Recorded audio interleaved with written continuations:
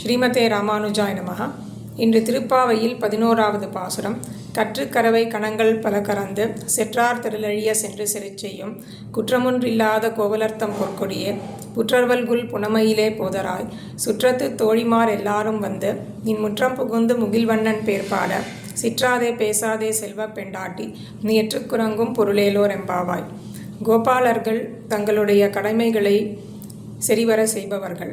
யுத்த பூமியில் யுத்தம் செய்வதற்குண்டான வீரிய சௌரிய பராக்கிரமங்களை நன்றாக உடையவர்கள். ஒரு வகையான குற்றமும் இல்லாதவர்கள். அவர்களுடைய சந்நிதியிலே தோன்றி வீரத்தாலும் வயதாலும் குல சம்பத்தாலும் லக்ஷணத்தாலும் கிருஷ்ணனோடு பல வகையிலும் ஒத்து இருக்கிற ஒரு கோபிகையை குற்றமொன்றில்லாத கோவலர்த்தம் பொற்கொடியே என்று அழைத்து அவளை முன்னிட்டு கொண்டு கண்ணனிடத்தில் செல்லுவதாக அமைந்திருப்பது கற்றுக்கரவை கணங்கள் பல கறந்து என்று தொடங்கும் 11வது பாசுரம். ஆண்டாள் திருவடிகளே சரணம்.